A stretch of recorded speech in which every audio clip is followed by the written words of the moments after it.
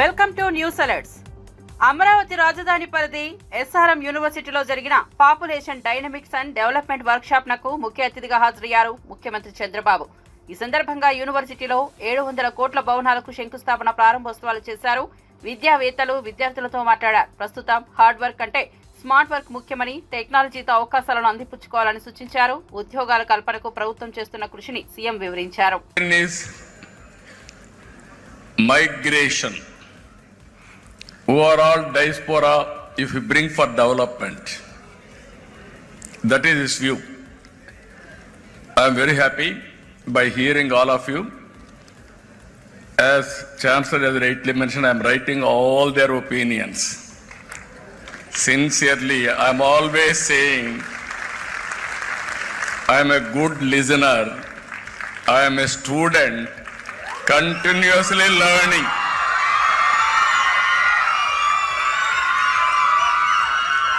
Today my subject is population management. Nobody used to talk about population management as on now. In 1995, as all of you, I also thought population is growing. Land is not growing, water is not increasing, food is not increasing, there will be a big problem. Then I promoted small family, 2 child norm or 1 child. That is how I promoted. Everybody told me it's very difficult to motivate people. First of all, you have to address poverty among women. Second, you have to go for literacy. Awareness will come. Then only they will listen to you to control population. My theory at the time was, I can address all these things. Standalone system I can address. It will take years together, and also it is a vicious cycle. I had a determined approach how to reduce population. Very aggressive approach I have taken. Exactly 20 years time, I realized biggest problem of population now, aging problem, is catching very fast. Never it has happened anybody's history. One side. మాజీ ముఖ్యమంత్రి BRS అధినేత కేసీఆర్ తెలంగాణ అసెంబ్లీకున్నారు. ఆయనకు BRS ఎమ్మెల్యేలు ఎమ్మెల్సీలు స్వాగతం పలికారు. అనంతరం వారితో కేసీఆర్ సమావేశమయ్యారు. అసెంబ్లీలో బీఆర్ఎస్ అనుసరించాల్సిన వ్యూహంపై ఆయన దిశానిర్దేశం చేసినట్లు సమాచారం.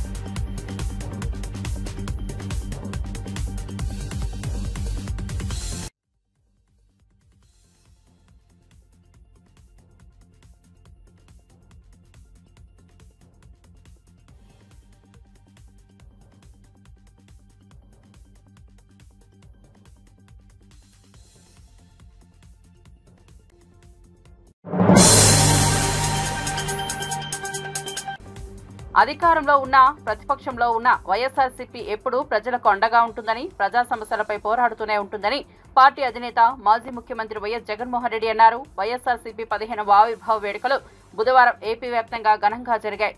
ఈ క్రమంలో తాడేపల్లి పార్టీ కేంద్ర కార్యాలయంలో జరిగిన వేడుకలకు హాజరైన వైఎస్ జగన్ మహానేత వైఎస్ఆర్ విగ్రహానికి నివాళులర్పించి పార్టీ జెండా ఆవిష్కరించి ప్రసంగించారు.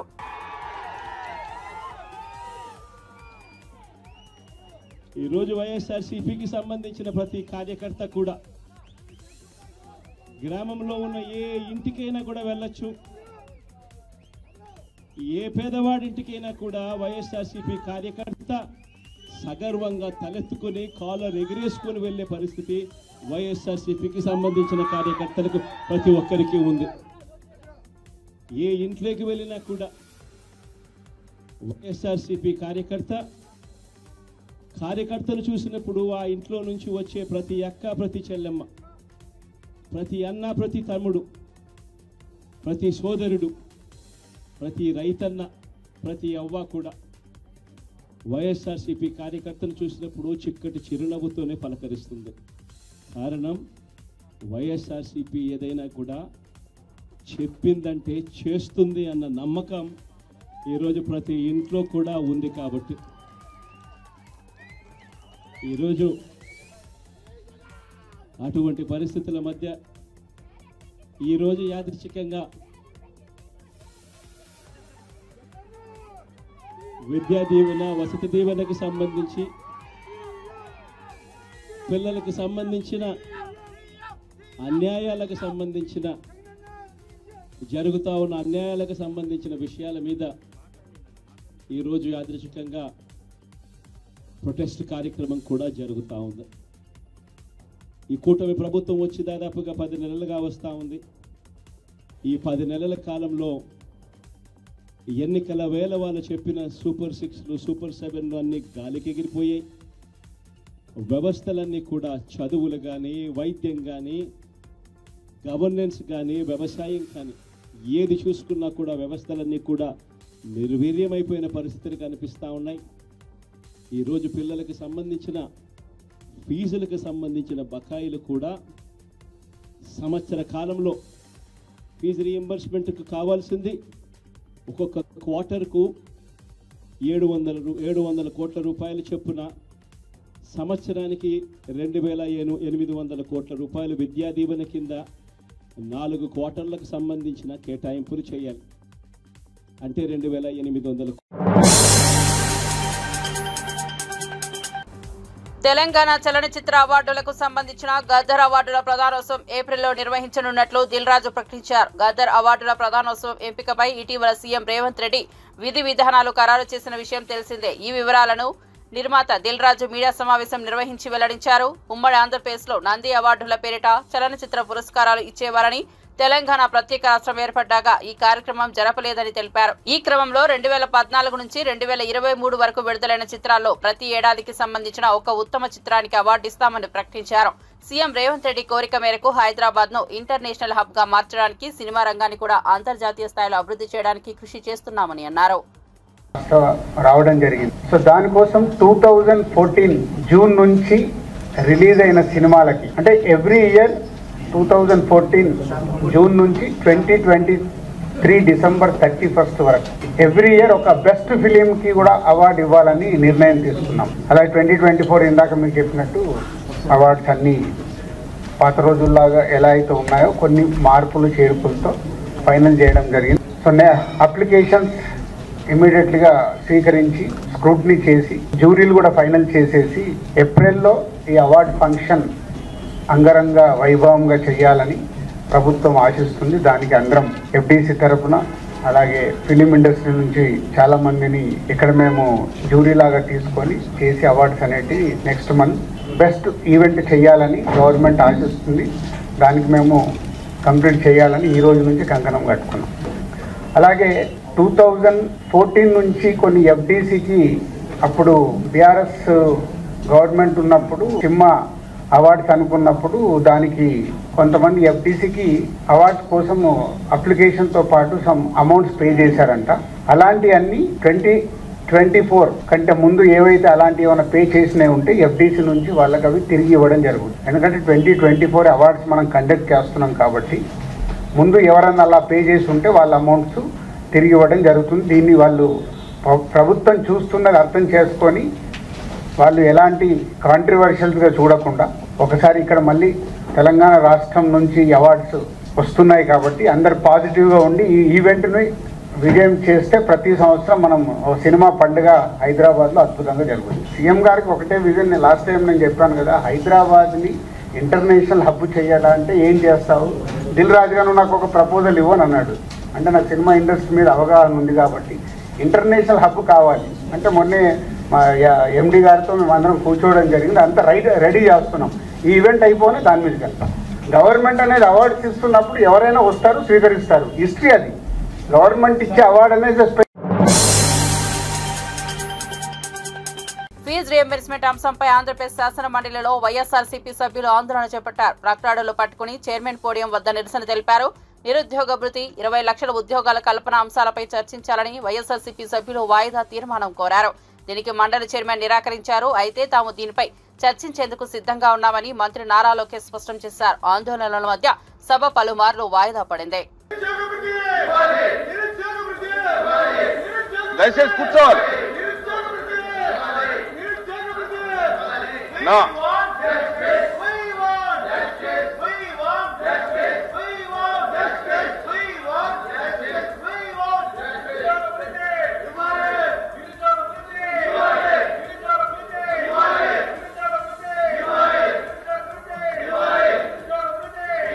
అధ్యక్ష వాస్తవంగా మీరు ఒకసారి చూస్తే అధ్యక్ష మాట్లాడుతున్నారండి, మీరు అడిగేదాన్ని మీరు మాట్లాడుతున్నారు, మాట్లాడినివ్వండి, మంత్రి గారు మాట్లాడినివ్వండి. అధ్యక్ష ఒకరు పెద్ద నాకు చెప్పారు అధ్యక్షుడు, కోర్టులో జడ్జి గారు ఉన్నారు అధ్యక్ష, ఒక నిందితుడిని తీసుకెళ్లారు. ఆ నిందితుడు వెళ్ళి జడ్జి ముందర ఓ అని ఏడ్చాడు అధ్యక్ష. మాకు అమ్మ నాన్న లేరు, మాకు అన్యాయం జరిగిపోతుంది, నాకు క్షమించండి అని జడ్జి గారిని అడిగి, జడ్జి గారు పోలీసు వైపు చూసి ఎందుకే పాపం అనాథుని తీసుకొచ్చి ఇట్లా ఇబ్బంది పెడుతున్నారంటే పోలీసులు చెప్పారు అధ్యక్ష, తల్లి తండ్రిని చంపింది ఈడే, అందుకే తీసుకొచ్చి మీ ముందర నిలబెట్టాడు. అధ్యక్ష ఇది ఎట్టుందంటే గతంలో ఫీజు రీఎంబర్స్మెంట్ చేయలేదు అధ్యక్ష. 4,500 కోట్ల రూపాయలు బకాయిలు పెడతారు, దానిపైన ధర్నా అంటారు అధ్యక్ష. వాళ్ళే కరెంట్ ఛార్జీలు పెంచుతారు, దానిపైన ధర్నా అంటారు. ఎట్లా అధ్యక్ష ఇది? ఎందుకు 4,500 కోట్ల రూపాయలు బకాయిలు పెట్టారు చెప్పమనండి, డిస్కస్ చేద్దాం అధ్యక్ష. చర్చకి సిద్ధంగా ఉన్నాం, షార్ట్ డిస్కషన్ ఉంది, దానిపైన చర్చిద్దాం అధ్యక్ష. అన్ని విషయాలు చర్చిద్దాం. ఫీ రీఎంబర్స్మెంట్ గురించి మాట్లాడదాం, వాళ్ళ వల్ల ఎన్ని ఉద్యోగాలు పోయినా మాట్లాడదాం. చర్చకి ప్రభుత్వం సిద్ధంగా ఉంది. సాయంత్రం షార్ట్ డిస్కషన్ ఉంది, డిమాండ్స్ మూవ్ చేస్తున్నాం, దానిపైన డిస్కస్ చేద్దాం అధ్యక్ష. Thank you. ప్లీజ్ 1 minute ఒక్క నిమిషం వినండి ప్లీజ్ వినండి ప్లీజ్.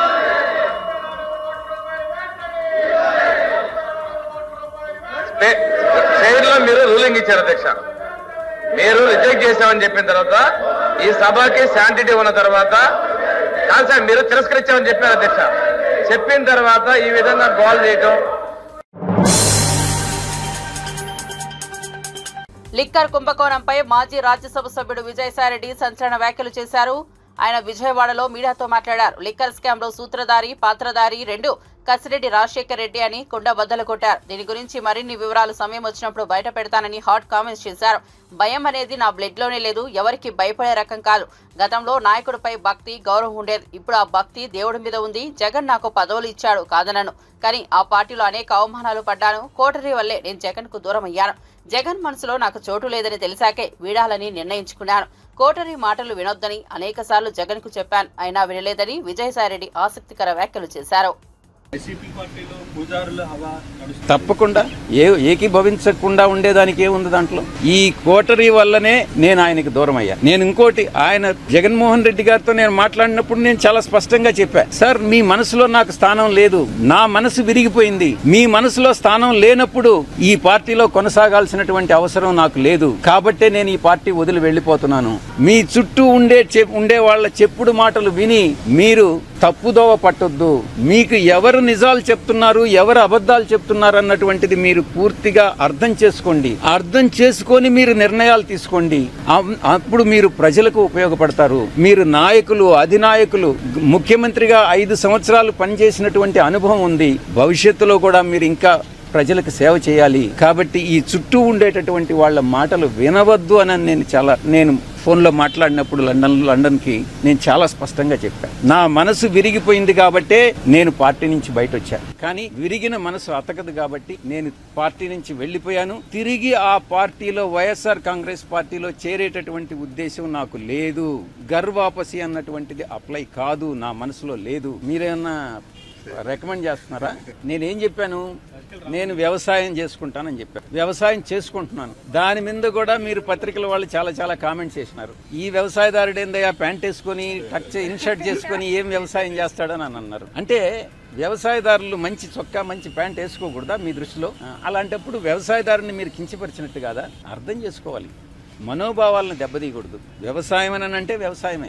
నేను నిజంగా కూడా అదే చేసుకుంటాను. ఇప్పటి వరకు, ఈ రోజు వరకు నేను వేరే రాజకీయ పార్టీలో చేరేటటువంటి ఉద్దేశం లేదు. ఇటువంటి వాళ్ళు ఏదైతే నా మీద నిందలు మోపుతున్నారో, ఎవరైతే నిందలు మోపుతున్నారో వాళ్ళందరినీ కూడా నేను భవిష్యత్తులో, ఇప్పుడు నేను సిఐడికి యథార్థాలు చెప్పాను, వాస్తవాలు చెప్పాను, ఎవరు దీనిలో ఇన్వాల్వ్ అయ్యారన్నటువంటి విషయం చెప్పాను. నేను అదే చెప్పాను. కర్త, కర్మ, క్రియ 3 కూడా విక్రాంత్ రెడ్డి అనే విషయం చెప్పాను. నాకు తెలిసి జగన్మోహన్ రెడ్డి గారి ప్రమేయం లేదని చెప్పాను. నేను వాస్తవాలు చెప్పాను. అదే విధంగా భవిష్యత్తులో నా మీద ఎటువంటి ఆరోపణలు చేసినా నేను దేవుడు సాక్షిగా వాస్తవాలే చెప్తానని మీ అందరి ముందు తెలియజేసుకుంటా ఉన్నా. వైసీపీ ఆవిర్భావ దినోత్సవం సందర్భంగా పల్నాడు జిల్లా రెంటచింతలలో వైఎస్ఆర్సీపీ విగ్రహానికి నివాళులర్పించేందుకు వచ్చిన మాజీ ఎమ్మెల్యే పిన్నెల్లి రామకృష్ణారెడ్డిని పోలీసులు అడ్డుకున్నారు. మీకు అనుమతి లేదు, ఊర్లోకి రావద్దంటూ వారించారు.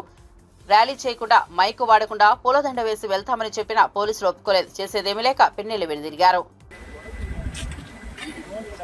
దండేస్తాను, వెళ్ళిపోతాను.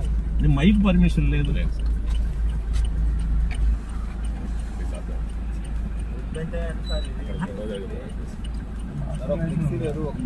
ఒక మైక్ లేదు, ర్యాలీ చేయట్లేదు, దారిలో పోతూ ఒక నిమిషం రోడ్డు మీదనే సార్, రోడ్డు మీదనే సార్. జెండా సార్, దండ వేసుకుంటాను మాకు సార్. జెండా తీసుకుంటాను పెట్టుకుంటాను. జెండా జెండా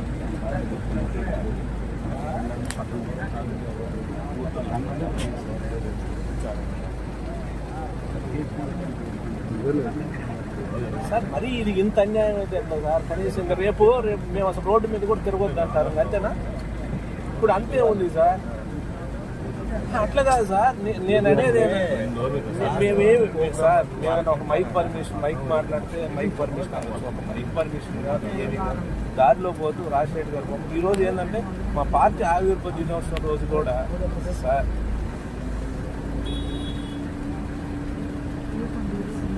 సార్ సార్ అసలు లాస్ట్ 5 years వాళ్ళ కార్యక్రమాలు ఏదన్నా సరే ఒక డిపార్ట్మెంట్లో ఎవరైనా మీ డిపార్ట్మెంట్ ఎప్పుడైనా ఆపిందా?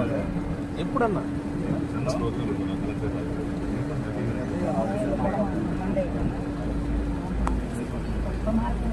సార్ సార్ సార్ సార్ మీ మీద గౌరవం ఉంది, నాకు తెలుసు సార్. మేము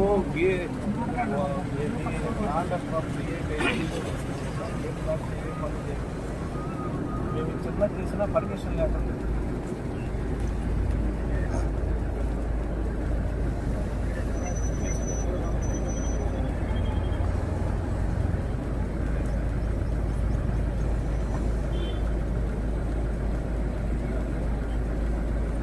మార్నింగ్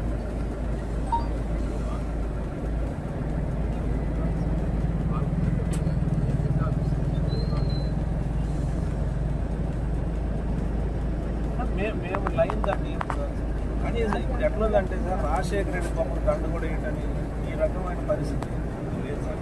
నేను 20 ఏళ్ళ నుంచి ఎమ్మెల్యేగా ఉన్నాను. నేను జనవరిలోనే జాబ్ క్యాలెండర్ ఇస్తామన్న నారా లోకేష్ అన్నారని, అయితే ఇప్పుడు అదే విషయంపై ప్రశ్నిస్తే సమాధానం చెప్పకుండా మార్షల్స్ ను పెట్టి ప్రభుత్వం వ్యవహరించడం దుర్మార్గమని ఎమ్మెల్సీ బొమ్మి ఇజ్రాయెల్ విమర్శించారు. బాబొస్తే జాబు అన్నారు, భవిష్యత్తుకు గ్యారంటీ అన్నారు. ఇప్పుడు ఏమైందంటూ ఆయన ప్రశ్నించారు. ఈరోజు శాసన మండలిలో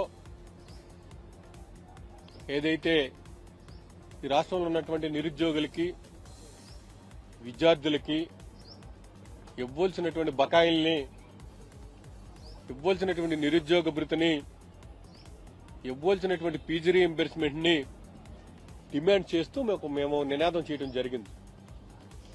ప్రభుత్వం ఎంత నిరంకుశత్వంగా, నియంత్రితంగా వ్యవహరించిందంటే ఉన్న సభ్యులు మేము ఎంతమంది ఉంటే అంతమంది కంటే ఎక్కువ మార్షల్స్ ప్రవేశపెట్టి మా యొక్క డిమాండ్ని వినిపించకుండా ప్రజల పక్షాన పోరాటం చేస్తున్నటువంటి మమ్మల్ని ఈవేళ చాలా దారుణంగా వ్యవహరించిందని చెప్పేసి తొందరగా తెలియజేస్తున్నారు. ఆ రోజుని బాబు గారు వస్తే జాబ్ వస్తుందన్నారు, బాబు షూరిటీ అన్నారు, భవిష్యత్తుకి గ్యారంటీ అన్నారు. మరి ఎవరికి భవిష్యత్తుకి గ్యారంటీ ఇచ్చారో ఇప్పటి వరకు ప్రభుత్వం. చంద్రబాబు అధికారంలోకి వచ్చినప్పుడల్లా ఎన్నికల వాగ్దానాలు అమలు చేయకుండా ప్రజలను మోసం చేస్తున్నారని వైఎస్ఆర్సీపీ ఎమ్మెల్సీ డాక్టర్ కుంభా రవిబాబు విమర్శించారు. మొదటి సంతకం డీఎస్సీపై అంటున్నారు, కానీ మోసం చేస్తున్నారంటూ నిరుద్యోగుల నిరాశపై స్పందించారు. ప్రజల తరపున మండలిలో గలం విప్పితే అధికార పార్టీ తమపై బల ప్రయోగం చేసిందని ఆరోపించారు. ఉద్యోగులకి 30 లక్షల వరకు ఉద్యోగాలు కల్పిస్తున్న నిరుద్యోగులకి దాదాపు 20 లక్షల కోట్ల పెట్టుబడులు వస్తున్నాయి అని హామీ ఇవ్వడం జరిగింది. అలాగే ఈ ఎన్నికల సందర్భంలో కూడా 20 లక్షల మందికి ఉద్యోగాలు కల్పిస్తాం, ఉద్యోగాలు ఇవ్వలేకపోయిన పక్షంలో నిరుద్యోగులందరికీ కూడా నెలకి 3,000 చొప్పున నిరుద్యోగ భృతి కల్పిస్తామని ఎన్నికల సందర్భంలో మాట ఇచ్చి, హామీ ఇచ్చి అనేక రకాలుగా మాయమాటలు చెప్పి అధికారంలోకి వచ్చినటువంటి వెంటనే ఇచ్చిన మాట నిలబెట్టుకోలేక అబద్దాలపు ప్రచారాలతోటి ఈ ప్రభుత్వం ముందుకెళ్తుంది. ఇవాళ రాష్ట్ర వ్యాప్తంగా నిరుద్యోగులు చాలా పెద్ద స్థాయిలో లక్షలాది మంది నిరుద్యోగులు రాష్ట్ర వ్యాప్తంగా ఉద్యమిస్తున్నారు. ఇవాళ ఇచ్చిన మాట నెరవేర్చాలి. ఎందుకంటే గతంలో ఫీజు రీయింబర్స్మెంట్ కూడా దాదాపు 3,900 కోట్లు బకాయిలున్నాయి. కానీ ఈ బడ్జెట్లో పెట్టింది కేవలం 2,600 కోట్లు మాత్రమే. గడిచిన బడ్జెట్లో అది కూడా పెట్టలేదు. ఇదంతా మోసపూరితమైనటువంటి కార్యక్రమాలతోటి ఈ ప్రభుత్వం ముందుకెళ్తుంది. 20 లక్షల మందికి ఉద్యోగాలు ఇస్తామని చెప్పి ఈ రోజుకి ఒక్కరికి కూడా ఉద్యోగం ఇవ్వలేనటువంటి దౌర్భాగ్యమైనటువంటి పరిపాలన ఈ పరిపాలన. ఫీజు రీయింబర్స్మెంట్ కనుక 20 లక్షల మంది విద్యార్థులకు ఇస్తే 7,200 కోట్ల రూపాయలు ఈ సంవత్సరానికి ఇవ్వాలి. గడిచిన సంవత్సరం 7,200 కోట్ల రూపాయలు ఇవ్వాలి. కనీసం బడ్జెట్ కేటాయింపుల్లో రూపాయి కూడా కేటాయించకుండా, ఇచ్చిన మాట నెరవేర్చకుండా రాష్ట్రంలో ఉన్నటువంటి నిరుద్యోగులందరినీ కూడా మోసం చేస్తున్నటువంటి ఈ ప్రభుత్వానికి కళ్లు తెరిపించే విధంగా ఇవాళ రాష్ట్ర వ్యాప్తంగా ఉద్యమాలు జరుగుతున్నాయి. ఇవాళ రాష్ట్రంలో దాదాపు 30 లక్షల పైచిలుకు నిరుద్యోగులు ఉన్నారు. కూటమి ప్రభుత్వం చంద్రబాబు నాయుడు గారి అధికారంలోకి వచ్చినటువంటి వెంటనే 20 లక్షల మందికి ఉద్యోగాలు కల్పిస్తామన్నారు. మొట్టమొదటి సంతకం డీఎస్సీ మీద పెట్టారు. అనేక సందర్భాల్లో, ఎన్నికల సందర్భంలో చంద్రబాబు నాయుడు గారు మాట్లాడుతూ ప్రభుత్వం అధికారంలోకి వచ్చినటువంటి వెంటనే మొట్టమొదటి సంతకం డీఎస్సీ మీద పెడతామని చెప్పారు. మరి ఇప్పటికీ దాదాపు 10 నెలలుగా వస్తుంది. ఏమైంది మీరు ఇచ్చినటువంటి వాగ్దానం? లక్షలాది మంది నిరుద్యోగులు. కూటమి ప్రభుత్వం హామీలను గాలికొదిలేసి విద్యార్థులను, నిరుద్యోగులను దారుణంగా మోసం చేసిందని, వాళ్ల తరపున ఎలాంటి పోరాటానికైనా తాను సిద్దమని ఏపీ శాసన మండలిలో ప్రతిపక్ష నేత బొత్స సత్యనారాయణ ఉద్ఘాటించారు. ఫీజు రీయింబర్స్మెంట్ బకాయిలు చెల్లించాలంటూ వైఎస్ఆర్సీపీ ఎమ్మెల్సీలు నినాదాలతో మండలిని మారుమోగించేలా చేశారు. ఈ క్రమంలో మార్షల్స్ ను ప్రయోగించే ప్రయత్నం చేయగా ఆ ప్రయత్నానికి నిరసనగా ఎమ్మెల్సీలు వాకౌట్ చేశారు. అనంతరం బొత్స మీడియాతో మాట్లాడుతూ ఇది అసమర్థ ప్రభుత్వం, రాష్ట్రంలో విద్యార్థులు, నిరుద్యోగులను ప్రభుత్వం మోసం చేసిందని నిలదీశారు. మీ అందరికీ ప్రశ్నిస్తున్నాను. గత డిసెంబర్లో ఎన్నికల ముందు డిసెంబర్ వరకు ఆనాడు ఉన్న మా ప్రభుత్వం అనా పైసలతో సహా చెల్లించిన విషయం వాస్తవం కాదని అడుగుతున్నాను. డిసెంబర్ తర్వాత ఆ తామ్యాక్యం ఇద్దామంటే ఎన్నికల కమిషన్ ఇవ్వడానికి వీల్లేదని చెప్తే అది బకాయి పడింది. దాని తర్వాత ఎన్నికల్లో వచ్చిన ఆ మంది బకాయి పడింది. ఆ తర్వాత ఈ ప్రభుత్వం వచ్చిన తర్వాత అవి బకాయిలు పడ్డాయి తప్ప మా దగ్గర ఇక్కడ ఏ త్రైమాక్షం ఆ త్రైమాక్షమే మేము ఫీజు రింబర్స్ ఇచ్చిన నేపథ్యం. దాంతోపాటు గత ప్రభుత్వం ఇవ్వాల్సిన బకాయిలు కూడా తీర్చిన వైనం. ఈ రకంగా విద్యార్థుల్ని చదువుకున్న విద్యార్థులు ఇబ్బంది పెడుతున్నారు. నిరుద్యోగ యువతని మోసం చేశారు. అడిగితే ఎక్కడా కూడా దానికి సమాధానం లేదు. ఒక విషయాన్ని మనం చేస్తాను, ఆ జాబ్ క్యాలెండర్ని ఎప్పుడైనా ఇవ్వడానికి ప్రయత్నం చేస్తుందా ఈ ప్రభుత్వం? మేము చేశాం, ఉద్యోగాలు ఇచ్చాం. ప్రభుత్వ ఉద్యోగాలు 2 లక్షల మంది ప్రభుత్వ ఉద్యోగాలు ఇచ్చాం. ప్రైవేట్ ఎంప్లాయ్మెంట్ ఇచ్చాం. చిన్న పరిశ్రమలు ఇచ్చాం, పెద్ద పరిశ్రమలు ఇచ్చాం. యువతకు ఏదో ఒక అవకాశాన్ని కల్పించాం. కానీ ఈ ప్రభుత్వం మాటలు తప్ప గాలి తప్ప వాస్తవంగా ఏ ఒక్కటి కూడా చేయట్లేదు. పైపెచ్చు తిరిగి మా మీద దాడి చేస్తుంది. సామాన్య ప్రజానీకం కోసం, యువత కోసం, నిరుద్యోగ సోదరుల కోసం, మహిళల కోసం, రైతు కోసం, రైతు కూలీ కోసం మేము వచ్చి గొంతెత్తి అడుగుతుంటే మా మీద మార్షల్తోని మా మీద దాడి చేయించి మా మీద మార్షల్తో వచ్చి మాతో చేయిస్తారా? ఇదేనా? ఆలోచన చేయండి. గత ప్రభుత్వంలో సభలో చేసిన తెలుగుదేశం పార్టీ చేసిన గందరగోళం గాని, వాళ్ళ అప్రసాదమైన చర్యలు గాని ఈ కాలంలో చట్టాన్ని చేతితో తీసుకోకుండా చట్ట ప్రకారం రాజ్యాంగబద్దంగా ప్రజల పక్షాన్ని పోరాడుతున్న మా అందరినీ ఈ రకంగా తెలంగాణ బడ్జెట్ అసెంబ్లీ సమావేశాలు ప్రారంభమయ్యాయి. ఉభయ సభల్లో గవర్నర్ జిష్ణుదేవ్ వర్మ చేసిన ప్రసంగంపై బీఆర్ఎస్ ఎమ్మెల్యే కేటీఆర్ సంచలన వ్యాఖ్యలు చేసిన విషయం తెలిసిందే. కాగా కేటీఆర్ వ్యాఖ్యలపై తీవ్ర ఆగ్రహం వ్యక్తం చేసిన PCC chief Mahesh Kumar Goud governor ప్రసంగాన్ని కించపరిచేలా మాట్లాడారంటూ మండిపడ్డారు. బీఆర్ఎస్ నాయకులకు అధికారం పోయినా అహంకారం తగ్గలేదని అసహనం వ్యక్తం చేశారు. గవర్నర్ కు కేటీఆర్ తక్షణమే క్షమాపణ చెప్పాలని మహేష్ కుమార్ గౌడ్ డిమాండ్ చేశారు. ప్రతిపక్ష నేతగా కేసీఆర్ అసెంబ్లీకి రావడాన్ని స్వాగతిస్తున్నామని ఆయన పేర్కొన్నారు. పాలనకు సంబంధించి ప్రజలకు ఉపయోగపడే సలహాలు ప్రభుత్వానికి సూచిస్తే తప్పక తీసుకుంటామని మహేష్ కుమార్ గౌడ్ అన్నారు. తెలియదా గవర్నర్ ప్రసంగం కేబినెట్ ఆమోదం పొందిన తర్వాత వారు మాట్లాడతారనే మాట తెలియకుండా మీరు అవివేకంగా మాట్లాడుతూ ఉన్నారా? గవర్నర్ మాట్లాడిన అంశాలన్నీ కూడా ఇవాళ ఈ రాష్ట్రంలో ఉన్నట్టు కాంగ్రెస్ పార్టీ, కాంగ్రెస్ ముఖ్యమంత్రి, కాంగ్రెస్ మంత్రివర్గం చేస్తున్నటువంటి పలు ప్రజా సంక్షేమ అభివృద్ధి కార్యక్రమాల మీద గవర్నర్ గారు మాట్లాడడం జరిగింది. మీరు 10 ఏళ్ళు ఏమి చేయలేకపోయినారు, సంవత్సర కాలంలో చేస్తూ ఉంటే ఓర్చుకోలేనటువంటి పరిస్థితి మీది. ఇలా ఉద్యోగాలు మీరు 10 ఏళ్లలో 50,000 ఉద్యోగాలు ఇవ్వలేకపోయినారు. మేము 9 మాసాల్లో 56,000 ఉద్యోగాలు ఇచ్చిన మాట ఇలా గవర్నర్ గారు ప్రసంగంలో చెప్పడం జరిగింది. మీరు 10 ఏళ్లలో రుణమాఫీ 26-27,000 కోట్లు ఇస్తే మేము 11 మాసాల్లో 22,000 కోట్ల రూపాయలు రుణమాఫీ చేయడం జరిగింది. ఆ వాస్తవాల్ని గవర్నర్ గారు చెప్పడం జరిగింది. మీరు వాస్తవాలు మీకు పట్టవు. గవర్నర్ మాట్లాడేటప్పుడు ఏ రకంగా ఒక క్రమశిక్షణ ఉండాలో మీకు పట్టవు.